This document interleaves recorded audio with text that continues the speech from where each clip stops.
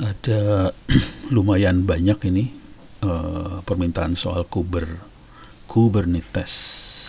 Ini ada Declan 1 minggu yang lalu Kubernetes, 2 minggu yang lalu Kubernetes, 3 minggu yang lalu Kubernetes. Tiap minggu posting minta diterangin Kubernetes. Terus ini juga Declan minta install GC di Kubernetes. Ini Fikri Ash 1 bulan yang lalu DevOps Engineer, ini bisa pakai Kubernetes juga. Dan banyak lagi sih Kubernetes. Ini ada minta tentang load balancing di Kubernetes. Ini DevOps, belajarnya telat nggak sekarang? Nggak telat, nggak ada yang telat lah belajar mah. Materi tentang Docker container atau Kubernetes dong. Oke. Ini Kubernetes materi susah, berat. Nggak gampang itu. Sederhananya dia cloud computing tapi bukannya infrastruktur ya. Dia lebih ke platform. Platform as a service. Coba kita cari di Google. Jadi ini saya nggak akan install segala macam karena kalau langsung install bisa tewas semua urusannya. Jadi saya mungkin akan jelaskan konsep-konsepnya dulu. Tes. Jangan yang Ubuntu install dulu ya. Kubernetes itu apa? Kita bisa lihat di Wikipedia.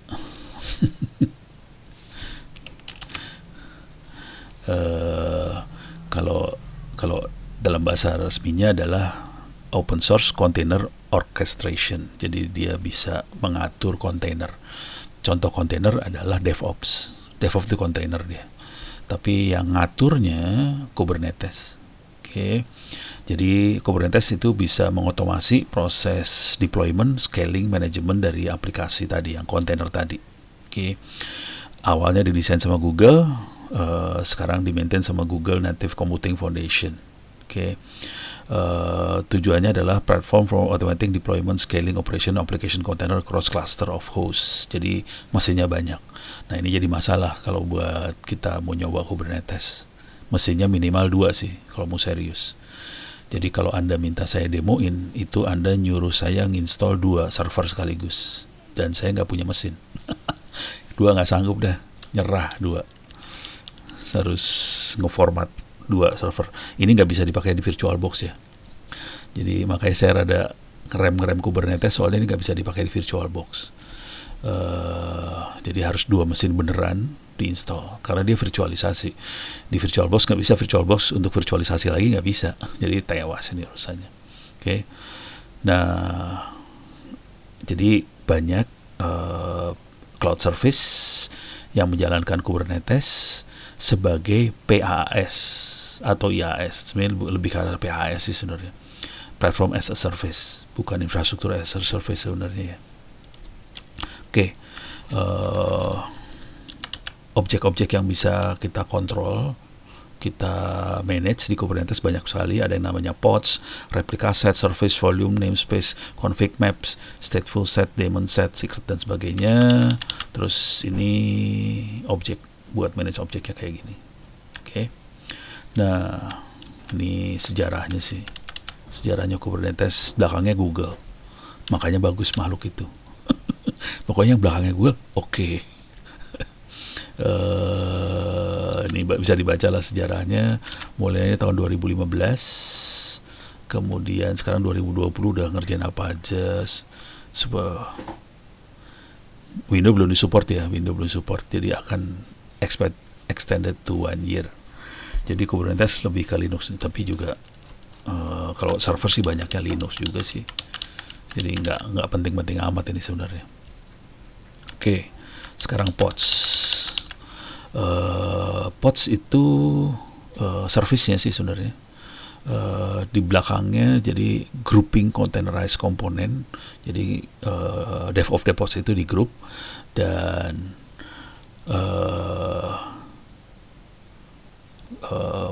that are guaranteed to be collocated in the host machine, can be share resource. Oke. Jadi basic scheduling unit dari Kubernetes adalah pods ini. Oke.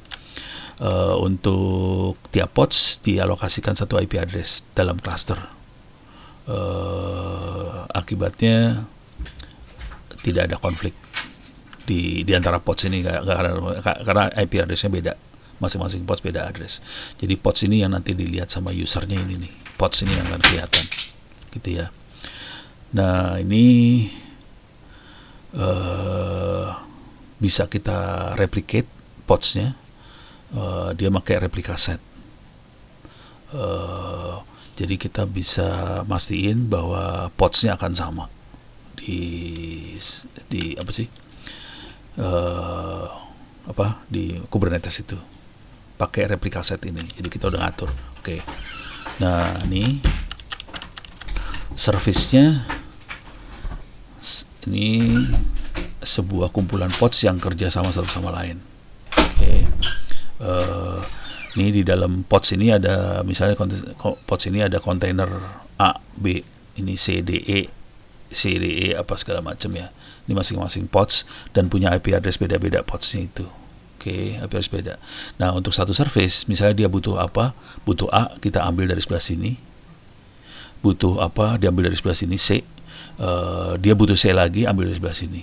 Jadi service-nya disuplai oleh beberapa pods. Jadi satu service bisa berapa pods. Pods ini kita berpikirnya secara kontainer ya, ini kontainer ya. Jadi pods ini docker, ini dalamnya docker. Ini docker semua. Oke. Jadi nanti kalau ada service apa, dia bisa minta, oke, saya butuh docker tentang MySQL, ambil dari sini MySQL-nya. Saya butuh Apache dari sini. Saya butuh emailnya dari sini, gitu. Jadi Dockernya bisa diambil dari mana aja. Nanti kita bisa bikin service. Ini service hostingan buat si ini, gitu ya. Kira-kira gitu. Service gue, pakai DNS juga bisa. Nah, volume nih yang penting nih, udah filenya. File system in Kubernetes container provide ephemeral storage by default. It means that pada saat start, si pod akan mendelete data yang ada di kontainer tersebut. Jadi ini bahayanya dia. Ya, asal tahu aja. Jadi kalau kita jalanin satu pods, ya udah datanya kalau dialokasiin pods itu ke sana, datanya di delete itu kosong. Oke. Dan ini storage-nya persistence akan ada selama lifetime dari pod itu. Jadi kalau selama pod itu hidup, storage-nya akan hidup, volumenya akan hidup terus. Oke. Dan ini seru nih urusannya, karena volume ini bisa dimount ke kontainer yang beda-beda. Oke. Nah ini yang seru adalah bagaimana menyelamatkan data ini pada saat salah satu pods terminate atau mati, gitu. Kalau dinyalain lagi hilang kan datanya. Seru. Jadi ini bagian-bagian seru-serunya di sini. Namespace buat nama, config maps buat XML JSON dokumen. Jadi ini buat konfigurasinya sih. Jadi kita bisa konfigurasi semua pod-pod itu pakai config map sama secretnya ada di situ semua. Oke. Wih, seru dah pokoknya. Nah, paling enak sih sebenarnya. Ini kira-kira gitu ya. Jadi ini yang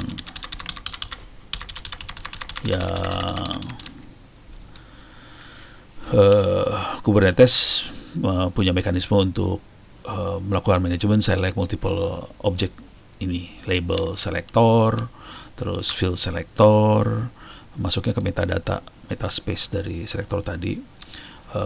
Dia juga mengontrol aplikasi sama deployment dari pods ini. Oke. Terus dia punya API juga. Oke. Arsitekturnya kira-kira seperti ini. Arsitektur benernya ya. Jadi ada Kubernetes nodes, dalamnya ada pod. Nah ini ada applet yang ngomong ke API dari Kubernetes masternya. Makanya kita butuh minimal 2 mesin. Ada yang master, ada yang node. Ada 2 mesin ini harus jalan. Node-nya bisa banyak, tapi minimal 1 node. Oke. Nah, user akan ngomong ke Kuber proxy ini dan dia nanti akan ngomong ke pod-pod ini. Ini minta misalnya user ini saya pengen Apache, saya pengen apa Apache dalam pod. Oke. Jadi Apache, MySQL, apa segala macam dalam pod ini, dan dia akan ngomong ke proxy ini dan ngomong ke user, kupletnya akan ngomong ke sini. Dia ada scheduler, ada etc-nya ada di sini juga. Dari semuanya ini ada di sini. Oke. Keren sih, keren. A node is known as worker or minion. Ini minion itu dari sini atau dari film ya, gue nggak tahu dah. Tapi kira-kira kayak gitulah. Jadi kuncinya di sini. Buat ngerti banget sih harus yang ini sih yang dilihat. Oke. Ada microservice juga. Jadi si DevOps ini itu di dalamnya, jadi kita kenalnya jadi arsitekturnya jadi microservice sih, gitu. Oke. Nah ini ada sedikit kata-kata tentang persistent storage-nya. Jadi isu paling besarnya adalah tadi, kalau dia mati, ini nyelamatin datanya gimana? Nih ya. But more and more of their data is not.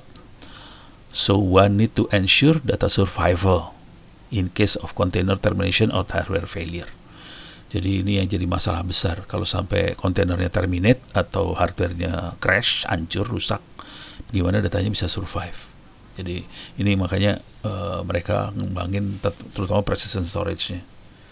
Karena datanya bisa hilang nih kalau sampai hardwarenya jebol, gitu ya. Nah, sekarang ada dua how to yang perlu kita lihat. Kubernetes Ubuntu install. Tuh dilihat. Google lagi, masuk lagi. Satu lagi Minikube kalau nggak salah. Minikube install. Oke.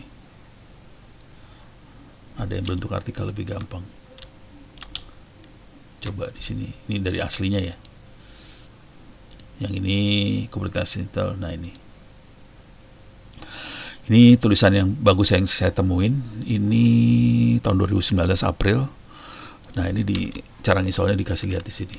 Pertama Dockernya kita install. Karena di dalam ininya ada install. Tapi ini yang syaratnya kalau nggak salah nih dia. 2 or more Linux server running Ubuntu. Dia nggak bisa di VirtualBox. Jadi kalau Anda minta saya harus install, lu sama aja maksa ono nyediain 2 server hardware kosong buat diinstal Ubuntu. Terus ngerjain ini semua. Ini masih 18.04. Kalau kita sekarang udah mulai 20.04. Kemungkinan besar caranya nggak beda jauh banget sih. Cuman kita harus pakai 2 server sekaligus hardware. Oke. Jadi pertama adalah install Dockernya dulu. Ini Docker, install Docker. Install Docker ada videonya, udah bisa Anda lihat di videonya. Terus Dockernya diaktifkan. Oke. Nah, setelah Docker aktif baru mulai Kubernetes kita install. Jadi ini biar tahu pasti bahwa Kubernetesnya itu aman, kita harus ini signing key-nya harus diambil segala macam, tambahin repository, terus kita install.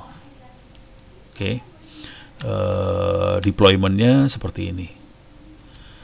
Swap off, semua swap di semua server dimatiin dulu. Oke. Terus kita assign unique hostname. Oke. Ini nggak ada hubungan sama Kubernetes sih sebenarnya. Cuman ini teknik buat ngalokasin nomor hostname-nya. Terus kita inisialisasi si Kubernetesnya. Oke. Untuk menjalankan pod di klasternya, ini caranya buat jalanin pod di klasternya. Oke. Terus supaya node tadi yang ada podnya itu join ke cluster, caranya seperti ini. Jadi benar-benar cloud banget ini, cloud computing banget ini sih sebenarnya. Jadi ini teknik-teknik cloud, tapi cloudnya cloud gila, ini udah pakai command line semua, gitu. Oke, ini beres ya kira-kira. Jadi kalau ngerjain ini serius, kerjaan serius. Jadi saya bentuknya kepaksa karena saya nggak punya 2 server. nggak akan saya kerjain seperti itu, dan servernya harus bisa virtualisasi ya. Jadi kalau kita lihat di BIOS-nya harus VT-nya di on, virtualization teknologi kondisi on di BIOS. Jadi nggak bisa pakai apa sih, komputer-komputer yang lama tuh nggak bisa, harus yang baru nih kayak gini. Baru banget juga enggak sih, yang bisa diinstal i3 sebagian itu bisa. Oke. Nah, terus kalau mau belajar aja, kita bisa pakai Minikube ini. Buat Linux caranya seperti ini, install Minikube-nya, harus jalanin hypervisor. If you don't need hypervisor install one of the following KVM atau VirtualBox. Oke. Kalau buat package kayak gini caranya. Oke. Tambahkan path buat binnya Minikube. Dia makanya brew Minikube install. Oke, startnya seperti ini, kita bisa lihat statusnya. Nah, ini dockernya masuknya di mana? Nggak kelihatan nih dockernya masuknya di mana. Ini cara installnya doang. Cara pakai docker di Minikube gimana cara?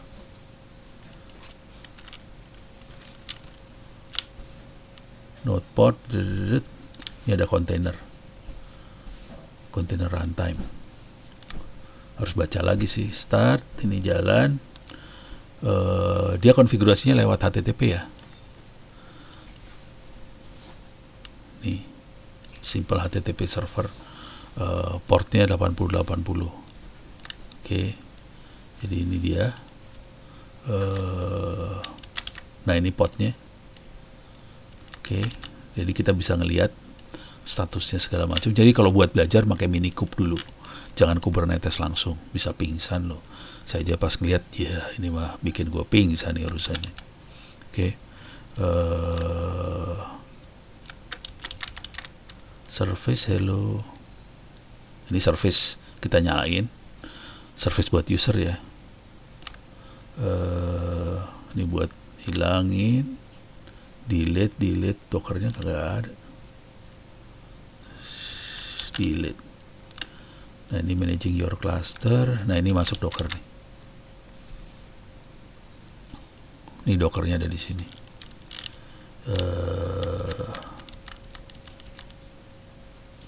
Ini dockernya. Harus install driver buat docker segala macam. Panjang loh ceritanya. Dockernya jalan di sini.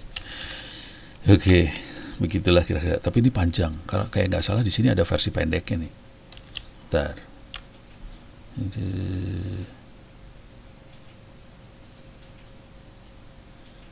Mana ya? Perasaan saya baca deh. Ada versi pendek, dia punya versi pendek nih buat Minikube ya.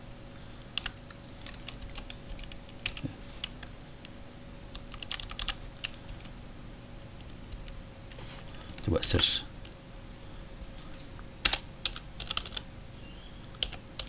Ini dia. Ini dia. For beginner who still have no experience for deploying multiple container, Minikube is a great way to start. Minikube is a server for running single node cluster locally. Jadi dia cuma satu pakai ini. Nah, ini bagus ya ini. Ranginnya lebih lucu. Oke. Single node Kubernetes cluster in your local machine. Tapi tetap mesinnya harus kita format. Jadi nggak bisa pakai VirtualBox ini. Oke. Sistemnya dia 1804 atau 2004 sudo. Ini cara installnya. Oke. Ini dia HTTPS-nya. VirtualBox-nya kita harus install dulu.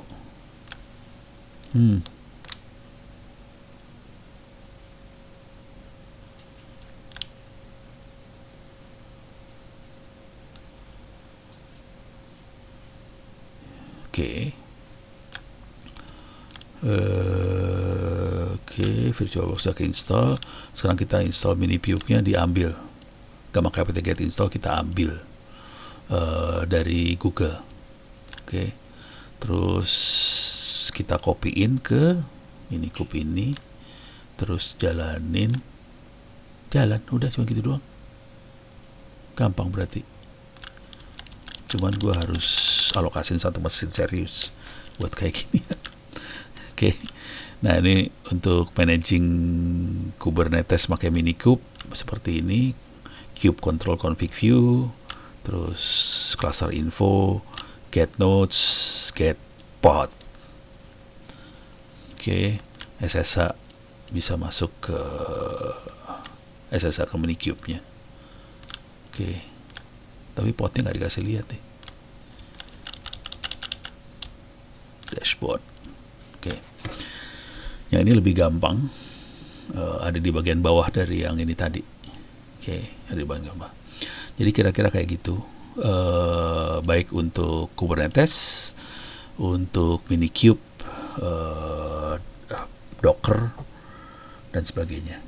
Docker bisa dilihat di YouTube saya, sudah ada sih Docker, cara nginstall segala macam. Docker masih rada gampang. Kalau udah mulai masuk Kubernetes ini yang horror gitu. Oke, mudah-mudahan bisa menjawab pertanyaan-pertanyaan dari Mas. Ya, ini komentar aja. Reynaldi, Andreas Priestley komentar, coba kayak pakai Kubernetes server. Bener banget. Cuman nggak banyak orang yang ngerti Kubernetes di Republik ini. Ya, Anda barangkali salah satu yang ngerti. The Clans ini sampai berkali-kali tiap minggu posting, kasihan banget sih. Oke. Ini Fikri Ash gitu.